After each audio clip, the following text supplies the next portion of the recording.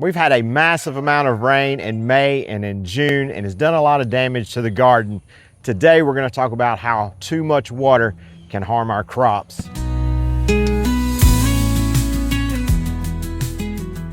With this extra water, we've had trouble with our nutrients in the garden. We had two things happen to our nutrients. One, they've been washed away with runoff. Two, they have been driven deep into the ground where the roots can't access it because of leaching. So our leaves on our garden plants have started to yellow. If you have too much water, you will start to notice the yellowing of leaves because of a lack of nutrients. Humidity is off of the charts, and because of that, we've had a spike in disease and in pest pressure.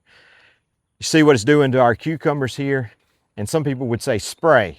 You can't spray anything if it's going to rain within a few hours.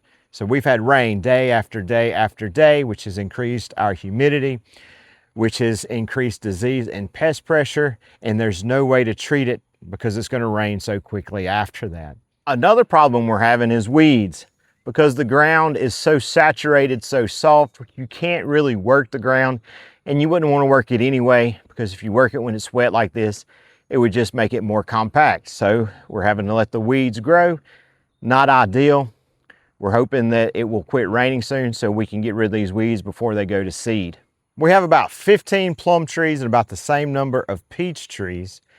And we got 1 plum and 5 peaches because all this water made our trees drop their fruit.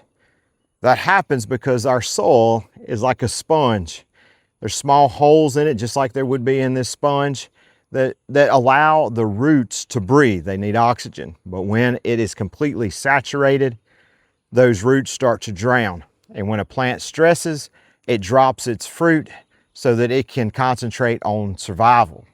The rain has affected the taste of our blackberries. When it rains, it dilutes the taste of a blackberry and they don't taste nearly as good. Now, I do want to thank the Lord that between the 4 weeks of rain that we got in May and the rain that we're getting now, that we had several days of sunny weather and we got a lot of good tasting blackberries.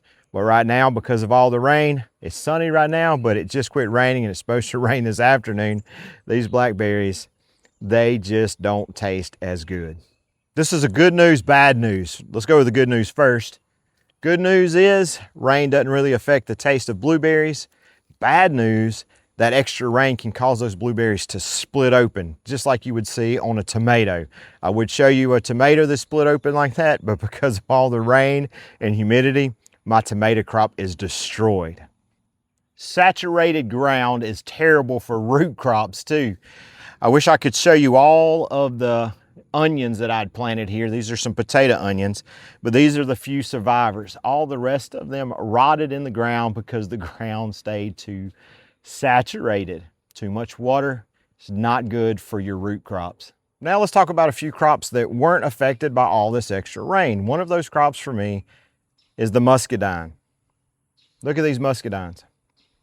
At this stage of development, this extra rain did not hurt them. I'm not sure what would have happened if they were closer to being ripe, but at this stage, the extra rain did not affect the muscadines. Another crop that doesn't seem to be affected by this weather is this sorghum. This is a new crop for me. It's an experimental crop. It's a crop that you will get grain from the top, and then on certain sorghum, and this is one of those, you can take the cane and squeeze it like sugar cane, and if you boil this down, it would make molasses. It's in standing water right now. Doesn't seem to be affected by that. Also, I don't see much disease pressure or much pest pressure on this. It's something I'm going to grow again to safeguard against lots of water, this rainy weather. We had a pretty good rain this morning. I'm in about 1.5 inches to 2 inches of water, and this okra has not slowed down. Through all the rainy weather that we've had, this okra has been a soldier. In fact, there's some that I'm gonna have to harvest today. This okra for me has done great in wet conditions. So something I'm gonna grow every year. I'll probably plant a little more next year to safeguard against these wet conditions. If you're having trouble with your garden this year, just know anyone who's got as much rain as we've gotten, we're all having trouble.